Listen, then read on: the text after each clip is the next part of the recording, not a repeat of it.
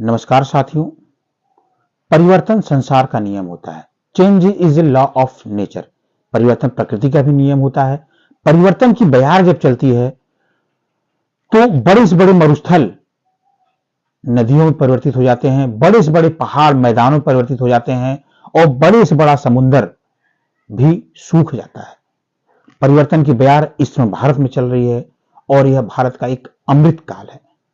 इस अमृत काल में विकास की वह बुनियाद रखी जा रही है जो आज के भारत को आने वाले 20 सालों में, भारत की आजादी को 100 साल हो जाएंगे, तब तक भारत एक विकसित राष्ट्र बन के विश्व के सामने एक विश्व गुरु के रूप में स्थापित हो चुका होगा। लेकिन उन विकसित होने के लिए आज जो परिवर्तन की दौर चल रही है वह बहुत ही जरूरी है और मैं स्पष्ट तौर पे कह देना चाहूंगा कि इन परिवर्तनों के बजाय, इन परिवर्तनों को अगर नहीं किया गया तो शायद 100 साल के अंदर देश को विकसित करने का सपना पूरा न हो पाए। चाइना हमसे 2 साल बाद आजाद हुआ लेकिन आज बहुत डेवलप्ड है, बहुत विकसित है। उसके पीछे उनके अंदर जो सरकारी परिवर्तन हुए थे, जो वहां की अवसंरचनाएं थी, उसमें कुछ कठोर नियम बने थे जिसकी वजह से आज यहां हुआ है। लेकिन भारत में ऐसे कठोर नियम नहीं बना करके, ऐसे जनहित नियमों को बना करके, ऐसी जनहित योजनाओं को बना करके परिवर्तन का दौर को प्रारंभ किया गया है। और इस अमृत काल में जब भारत की आजादी का जब हम 100वीं वर्षगांठ मनाएंगे तो भारत एक विकसित राष्ट्र के रूप में स्थापित हो चुका होगा। इस समय जो भारत में परिवर्तन का दौर चल रहा है, इसकी पूरी बुनियाद, पूरा सूत्रधार केंद्रीय सरकार, भारत सरकार के पास में है। 2014 के बाद से भारत में जो परिवर्तन का दौर प्रारंभ हुआ है, उस परिवर्तन के दौर को मैं क्रम से बताना चाहूंगा। तो सबसे पहले उस क्रम में उन समस्याओं का समाधान किया गया है जो विकास के रास्ते में, लोगों की एकता के रास्ते में सबसे बड़ा जड़ बनी हुई थी। एक तरह से कि यह एक ऐसा घाव था, जब तक उसको सही नहीं किया जाएगा तब तक व्यक्ति स्वस्थ नहीं हो सकता था। जैसे उदाहरण स्वरूप मैं आपको बता दूं, धारा 370 कश्मीर भारत का एक अभिन्न अंग है और कश्मीर के अंदर ही कुछ ऐसे नियम थे जो भारत की संप्रभुता पर प्रश्न चिन्ह लगा रहे थे। तो उस संप्रभुता पर जो प्रश्न चिन्ह लग रहा था और कश्मीर के देश के अंदर ही जो देश की एक संकल्पना बन रही थी, उस संकल्पना को 370 के तहत स्थापित किया गया था। उस 370 को समाप्त करके कश्मीर की समस्या का हमेशा के लिए समाधान कर दिया गया। हो हल्ला होगा, हो हल्ला होता रहेगा, लेकिन समस्या का समाधान जब एक बार हो रहा है तो वहां के जनमानस को आने वाले भविष्य में परेशानियों का सामना नहीं करना पड़ता है। इस तरह कश्मीर की समस्या जो एक झगड़े की जड़ बनी हुई थी, 370 को समाप्त कर दिया गया और कश्मीर की आवाम में आज बहुत ही अमन चैन बीत रहा है। मैं या और भी लोगों के द्वारा मुझे पता चला है, कश्मीर का आम नागरिक आज बहुत ही सुरक्षित और बहुत ही विकसित अपने आप को संतुष्ट महसूस कर रहा है। जो चाइना और पाकिस्तान हमारे देश पर उंगलियां उठा रहे थे, हमारे देश को आंखें दिखा रहे थे, सरहद की जो समस्याएं थी, पाकिस्तान आए दिन अटैक कर रहा था, अब उसकी इतनी हिम्मत नहीं है कि वो भारत पर अटैक कर सके, क्योंकि हमारे केंद्रीय नेतृत्व ने कहा कि अगर तुम हमारा एक सर काट के ले जाओगे तो तुम्हारा 10 सर काट के लेके जाएंगे। इसका सीधा सा उदाहरण देखा, उन्होंने दुर्भाग्यवश हमारे एक सीआरपीएफ के ट्रक को उड़ा दिया था। उसके बदले में हमारी भारतीय सरकार ने एयर स्ट्राइक किया और पाकिस्तान को नेस्ते नाबूद कर दिया तथा पूरे विश्व में भारत को यह स्थापित कर दिया कि अगर तुम मेरी तरफ एक उंगली उठाओगे तो हम पूरा पंच तैयार करके बैठे हुए हैं, हमें कमजोर मत समझना। यह भगवान राम का जन्मभूमि है, यह भगवान बुद्ध की जन्मभूमि है, जहां पर युद्ध और शांति दोनों को लेकर चला जा सकता है। क्योंकि भारत का मानना है कि शांतिपूर्वक जो विकास किया जा सकता है वह तभी किया जा सकता है जब आपके पास शक्ति हो, जब आपके पास ताकत होगी, तभी आपकी शांतिपूर्वक लोग बात सुनेंगे। इसमें पूरे विश्व प्रदेश में भारत की वह एक धाक जमी हुई है कि चाहे अमेरिका हो, रूस हो, चीन हो, इंग्लैंड हो, कोई भी शख्स हो, कोई भी देश हो या किसी भी देश का राष्ट्रीय प्रतिनिधित्व हो, भारत को नकार नहीं सकता है। आज विश्व में रह रहे हर भारतीय गर्वान्वित महसूस कर रहा है। उसके पीछे भारत के अंदर जो अमन, शांति और जो विकास की भावना, वह भी एक बहुत बड़ा कारण है। ऐसा नहीं केवल विश्व प्रदेश में ही काम किया गया है, तमाम ऐसी योजनाएं जो भारत से बाहर रहने वाले नागरिकों को प्रभावित करती हैं, क्योंकि उस देश के साथ जैसा हमारा संबंध रहेगा, अमेरिका के साथ जैसा हमारा संबंध रहेगा, वही संबंध अमेरिका में रह रहे हमारे नागरिकों को प्रभावित करेगा। रूस में रह रहे रूस के सरकार के साथ जो हमारा संबंध रहेगा वह रूस में रह रहे नागरिकों को प्रभावित करेगा। मैं अभी विदेश की बात कर रहा हूं, फिर मैं भारत की जमीन पर भी आऊंगा। जब यूक्रेन युद्ध चल रहा था, यूक्रेन युद्ध में भारत का झंडा लेकर के लोग निकल रहे थे, तो उनको दोनों देशों की तरफ से शांतिपूर्वक जाने दिया जा रहा था कि नहीं, ये भारत के नागरिक हैं, इनको टच न किया जाए, इनको डिस्टर्ब न किया जाए, नहीं तो भारत सरकार के साथ हमारे संबंध गड़बड़ हो सकते हैं, भारत सरकार को हमें जवाब देना पड़ सकता है। तो यह सोच उनके अंदर क्यों आई? यह सोच पहले क्यों नहीं थी तो यह जाहिर क्यों नहीं होती थी? इन सब के पीछे कोई ना कोई कारण तो रहा होगा, जो अब समाप्त कर दिया गया है। सरहद पे भारत आज पूरी तरह से सुरक्षित है। अब हम बात करते हैं भारत के अंदर आने वाली योजनाओं की। यह अमृतकाल का समय चल रहा है। अमृतकाल यह एक बुनियाद रख रहा है जो विकसित तौर पर स्थापित करेगा। विकसित तभी होगा जब भारत के जनमानस की समस्या को समाप्त कर दिया जाएगा। जनमानस की समस्याओं में केंद्रीय नीति द्वारा गरीब आदमी को, सबसे गरीब आदमी को, समाज के सबसे निचले लोगों को टारगेट करके तमाम योजनाएं बनाई गई हैं। यह वीडियो बहुत लंबा बनेगा और आगे भी इसके पार्ट बनते रहेंगे, क्योंकि विस्तार से बताने के लिए मैं आपको इस छोटे से वीडियो में कुछ योजनाओं के बारे में बताऊंगा जो कि बहुत ही जरूरी और स्पष्ट तौर पे एक आम आदमी से जुड़ी हुई थी। जैसे हर घर शौचालय। सब व्यक्ति जानते हैं कि शौचालय की क्या भूमिका होती है। कहने में थोड़ा सा शर्मिंदगी का विषय होता है, क्योंकि हम लोग काफी भावुक होते हैं, लेकिन शौचालय हर घर का एक सम्मान का प्रतीक था। हमारे केंद्रीय नेतृत्व द्वारा हर घर शौचालय योजना चलाया गया। यहां तक कि युद्ध स्तर पर सरकारी कर्मचारियों को लगा करके, ग्राम प्रधान को लगा करके, सेक्रेटरी को लगा करके हर घर में शौचालय की व्यवस्था की गई।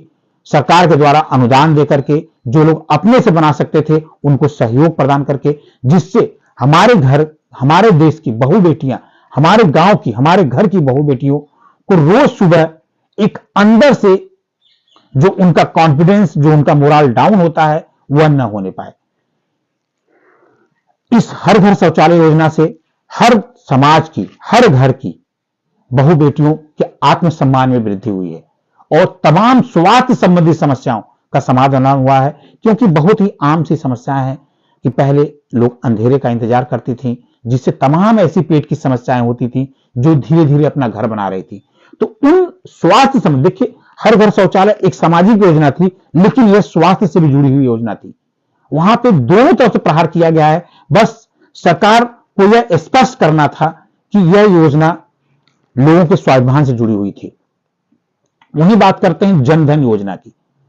जनधन योजना एक ऐसी योजना थी, एक आम आदमी को बैंक में खाता खुलवाना था और उस खाता को खुलने के साथ ही तमाम ऐसी सरकारी सुविधाएं, तमाम सरकार की तरफ से जो ऐसे सुविधाएं थी, जो ऐसे कैश बेनिफिट थे, वो सरकार को, वो नागरिक को मिल जाते थे। इस जनधन योजना में 2 लाख का इंश्योरेंस भी होता था। अगर आप जनधन योजना को स्वीकार करते हैं, उसमें जनधन बीमा का एक होता है, उसको स्वीकार करते हैं, तो आपको 150 रुपए या उससे भी कम वार्षिक किस्त पर आपको 2 लाख तक का इंश्योरेंस मिलता है। 2 लाख तक का एक ऐसा बीमा मिलता है, एक एक्सीडेंटल इंश्योरेंस मिलता है। ऐसे मैं कई लोगों को फायदा लेते हुए देखा। ये एक आम आदमी की समस्या थी और खाता खुलने के साथ ही सरकार को जो भी बेनिफिट देना पड़ता था, ऊपर से पहले सरकारों का यह मानना था और बड़े बड़े मंचों से क्लियर किया गया है कि राजीव गांधी तक ने खुद इस बात को कबूल किया है कि जब 100 रुपए वहां से चलता है तो हमारे आम आदमी को 1 रुपए मिलता है। तो उस 100 रुपए को 100 रुपए बरकरार करने के लिए एक आम आदमी का खाता होना बहुत जरूरी था। इसलिए जनधन योजना के तहत जो खाते खुले गए हैं, उस खाते में सीधे डीबीटी, डायरेक्ट बेनिफिट मिलता है उन्हें। उसके बाद बात करते हैं, हमारा देश एक कृषि प्रधान देश है। यहां पर जमींदारी प्रथा को समाप्त करके, जमींदारी प्रथा यानी कि बड़े बड़े किसान, उनको समाप्त करके एक ऐसी योजना लाई गई कि उनके खेतों को छोटे छोटे किसानों में बांटा गया। और हमारे यहां सामाजिक परिवार का विखंडन का नियम है, एक सामाजिक नियम है। इस तरह बड़ी बड़ी जोतें आज एक छोटी छोटी जोतें बन गई हैं और किसानों के पास उतना पैसा नहीं है, उतनी आय नहीं है कि वो हर सीजन में फसल को बो सके, उनके पास आ सके, जिसकी वजह से उनकी माल उनकी खेत को खाली छोड़ देते हैं और अन्य कामों में लग जाते हैं, या किसी से उधार लेते हैं तो उनके खेत गिरवी हो जाते थे। तो किसानों के स्वाभिमान के लिए, किसानों के सम्मान की रक्षा के लिए किसान सम्मान निधि योजना प्रारंभ की गई। किसान सम्मान निधि योजना के तहत साल भर में 6,000 रुपए गरीब किसान को प्रदान किए जाते हैं, जिससे वो 3 सीजन की जो बुआई होती है, ये बुआई का काम कर सके, बुआई के समय उसको पैसे मिल सके और उस खेत से जो उसकी आय होती है वह अपने परिवार को लगा सके। क्योंकि जब तक आम आदमी को भरपेट भोजन नहीं मिलेगा, आम आदमी सुकून से नहीं रहेगा, तब तक इस अमृत काल का कोई महत्व नहीं है। अब बात करते हैं स्वच्छता अभियान की। महात्मा गांधी ने स्वच्छता अभियान को चलाया था और स्वच्छता अभियान को लेकर के उन्होंने बहुत कोशिश की थी। इस स्वच्छता अभियान, यह एक कोई अभियान नहीं है, यह हमको अपनी आदत में लाना है। क्योंकि स्वस्थ शरीर में ही स्वस्थ मस्तिष्क रहता है और स्वस्थ शरीर वहीं रहता है जहां पर स्वच्छ इन्वायरमेंट रहता है, स्वच्छ पर्यावरण रहता है। इस स्वच्छ पर्यावरण को बनाए रखने के लिए हर व्यक्ति जानता है कि स्वच्छता बहुत जरूरी है, स्वच्छता बहुत जरूरी है, लेकिन वह स्वच्छता प्रदान नहीं करता है। बड़े बड़े लोग सफाई करने से कतराते हैं, सफाई कर्मचारी के इंतजार करते हैं, लेकिन इस सरकार ने इस स्वच्छता अभियान के तहत लोगों को जागरूकता प्रदान की। हम बात करते हैं इस स्वच्छता अभियान का पूरा कॉन्सेप्ट महात्मा गांधी से लिया गया। महात्मा गांधी आम अपने स्वच्छता की सारी समस्याएं खुद से किया करते थे, सारी समस्याओं का समाधान, सारा स्वच्छता, यहां तक कि वह अपना लैट्रिन बाथरूम सब स्वयं ही साफ करते थे। स्वयं साफ करके यह एक मिसाल पेश करना चाहते थे कि यह स्वच्छता अभियान, यह स्वच्छता किसी और के भरोसे न छोड़ा जाए। हर व्यक्ति अगर स्वच्छता के प्रति सजग हो जाए तो भारत एक स्वच्छ हो जाएगा। और जो भारत के बाहर जो गंदी छवि रखी जाती है, गंदगी कि भारत गंदा है, वह छवि सुधार होगी और स्वच्छता के कारण लोगों के मस्तिष्क में, लोगों की सोच में बदलाव आएगा। यही बात करते हैं एक बहुत ही महत्वपूर्ण योजना, उज्ज्वला योजना। उज्ज्वला योजना की योजना भी हर घर से जुड़ी हुई है। इस योजना में घर की बहु बेटियों को, घर की मां को एक गैस सिलेंडर प्रदान किया गया, सब्सिडी रेट पे, फ्री ऑफ कॉस्ट प्रदान किया गया। और उनको इसलिए किया गया कि आजकल पेड़ों की कटाई हो रही है, लोग ईंधन के लिए पेड़ों को काट रहे हैं, खाना हर घर में 2 टाइम 3 टाइम बनता ही बनता है। इस ईंधन की समस्या को समाप्त करने के लिए एक ऐसी योजना लाई गई। ईंधन की समस्या समाप्त करना, देखिए एक योजनाओं से कई समस्याएं जुड़ी हुई हैं। वहीं स्वास्थ्य संबंधी समस्या भी जुड़ी हुई है, पर्यावरण समस्या भी जुड़ी हुई है और सामाजिक समस्या भी जुड़ी हुई है। तो इस उज्ज्वला योजना से स्वास्थ्य संबंधी समस्याएं, जो माताएं बहनें फूंकती थी, चूल्हे में फूंकती थी, धुएं में रहती थी, उनसे उनको सांस की समस्याएं, फेफड़े की समस्याएं होती थी, बीमारी की समस्याएं हो जाती थी, जिससे उनको निजात मिल गया। और पेड़ पौधे, ईंधन के लिए जो पेड़ पौधों की कटाई होती थी उस पर भी रोक लग गया, जिससे पर्यावरण को सुधार हुआ। वहीं एक सम्मान की बात हुई, अब उनको परेशान नहीं होना पड़ता है, हर घर में फूकना नहीं पड़ता है। और सब्सिडी रेट पर फ्री ऑफ कॉस्ट उज्ज्वला योजना भारत की एक सफलतम योजनाओं में से एक है उज्ज्वला योजना। और भी ऐसी तमाम योजनाएं हैं जो कि आम आदमी को बेनिफिट करती हैं। जब हम बात करते हैं कोरोना के समय की जब बात करते हैं तो कोरोना भी पूरा विश्व संकट के दौर से गुजर रहा था और भारत एक मानव संसाधनों का भरा हुआ देश है, जहां का एक बहुत, इस समय भारत की जनसंख्या विश्व की सबसे बड़ी जनसंख्या बन चुकी है। हम चीन को भी पीछे छोड़ चुके हैं। ऐसे देश में कहीं भूखमरी न फैल जाए, क्योंकि पहले भूखमरी फैला करती थी। इस भूखमरी को रोकने के लिए फ्री राशन बांटे गए। जब तक इस समस्या का समाधान न हो जाए तब तक फ्री राशन बांटा जा रहा है। और तमाम ऐसी योजनाएं कोरोना काल में शुरू की गई जो देश के आम नागरिक के हित में थी। यह वीडियो चलता रहेगा, निरंतर चलता रहेगा, क्योंकि जो अभिषेक भाई साहब ने जो इन्होंने एक मुहिम चालू करवाई है, उस मुहिम के तहत सरकार की योजनाओं को हर व्यक्ति को जानना जरूरी है। इसलिए अब मैं बात करता हूं उन महत्वपूर्ण मुद्दों को, सरकार को पैसे आ कहां से रहे हैं। पहले काला धन देश के अंदर ही बहुत था, तो सरकार ने नोटबंदी लगा दी। नोटबंदी के बाद इतना पैसा बैंकों के पास आ गया, घर का पैसा बैंक में चला गया, बैंकों के पास इतना पैसा आ गया कि बैंक हर काम के लिए लोन देने के लिए आपके घर तक चले आते थे। पहले बैंकों में लोन लेने के लिए महीनों लाइनें लगती थी, महीनों फार्म भरते थे, तमाम वेरिफिकेशन होते थे, क्योंकि बैंक के पास पैसा नहीं था। आम आदमी तक बैंक में पैसा जमा करने से कतराता था। लेकिन नोटबंदी के पास, बैंकों के पास इतना पैसा हो गया कि बैंक लोन देना प्रारंभ कर दिए। तमाम ऐसे स्टार्टअप योजनाओं को प्रारंभ किया गया, स्टार्टअप के लिए लोन दिए गए, जो देश के विकास में अपना महत्वपूर्ण भूमिका निभा रहे हैं। ऐसा नहीं कि हर स्टार्टअप सफल होगा, लेकिन अगर 100 स्टार्टअप को पैसा दिया जा रहा है तो उसमें 10 स्टार्टअप भी सफल हो गया तो आने वाले समय में यह एक बहुत बड़ी कंपनी बन सकती है। वहीं पे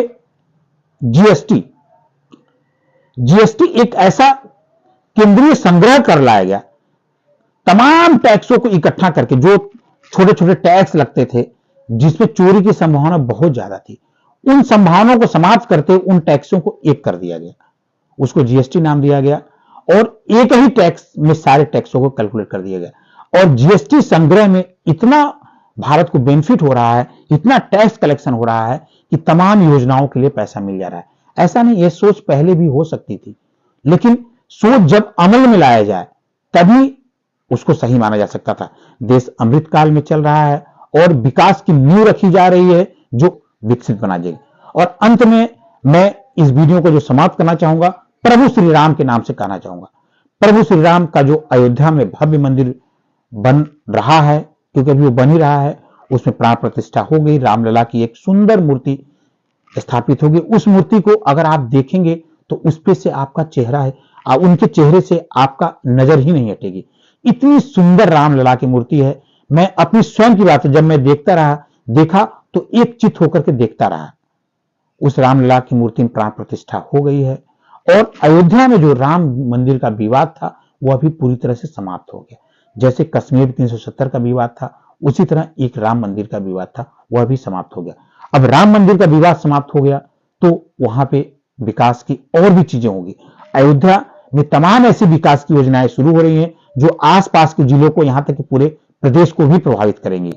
इस प्रभु श्री राम के मंदिर के साथ और प्रभु श्री राम के मंदिर में जाने की शुभकामना के साथ मैं वीडियो को समाप्त करता हूं। वीडियो पसंद आए तो वीडियो को लाइक करिएगा तथा अधिक से अधिक शेयर करिएगा। धन्यवाद।